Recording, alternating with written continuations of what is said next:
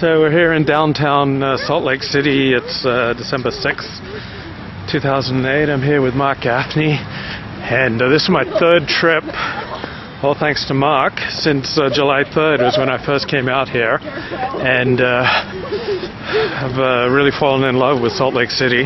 There's just like a cleanness and a wholesomeness, and I mean the air is clean and the people and the streets are clean and everything's clean. So how did you end up here in Salt Lake, Mark? I came to Salt Lake because I had some good friends here.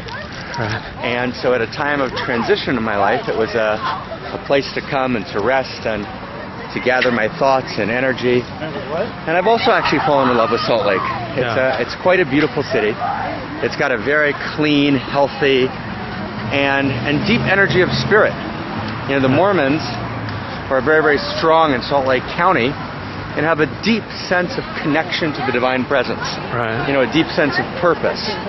You know, a deep sense of family. And, you know, we're right now before Christmas, and you can actually, I mean, you look around, you see thousands of kids and families out. They're out to see the Christmas lights, and I've always loved Christmas. I've loved Christmas, you know, because of its implications for ethical monotheism. You know, it's about ethical action. It's about, you know, commitment to friends. It's about giving, not receiving. What's gift giving about? You know, in that sense, a country, you know, the fabric of America is stronger with Christmas. And the energy in the air is really about the best in the human being. And in that sense, you know, I delight. So it's wonderful to be here on this Saturday night in Salt Lake City in Utah. You know, and just enjoying, you know, human beings coming out with their families and their friends and, you know, wanting to be at their best, wanting to shine. Now, Salt Lake City isn't exactly a Mormon stronghold. The majority population is not Mormon, right? Well, Salt Lake County, is of course strongly Mormon. Right. Salt Lake City is actually very, very small. The city has actually 150,000 people, but when we talk about Salt Lake, we mean actually the whole county.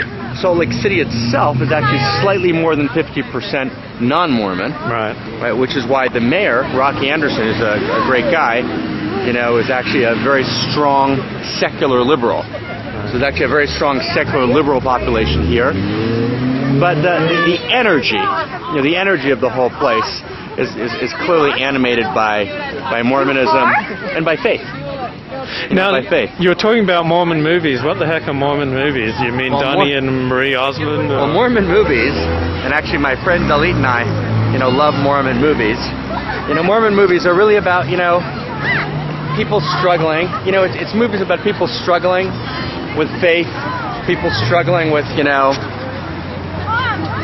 crisis, people struggling with depression. But, you know, from a context of faith. You know, and how, you know, God in the second person, a living presence of the divine, right, invites a human being and raises a human being up, and how prayer, you know, is a living part of life, and how people live spirit in life, you know, as opposed to churches or synagogues, which become kind of mausoleums of the faith, you know, which become museums of faith.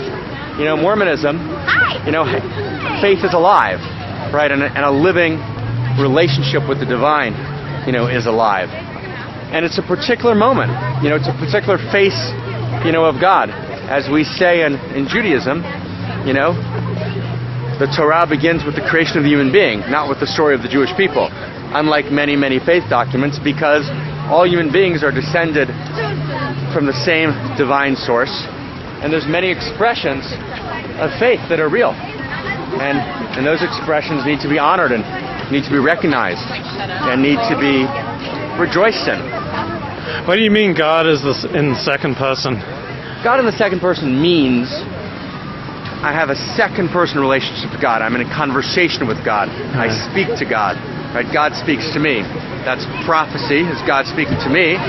Prayer is me speaking to God, as opposed to, let's say, a Buddhist moment, which would be God in the first person, meaning realizing I am, right, realizing my identity with divinity. This is more of a conversation. Shall we wander around?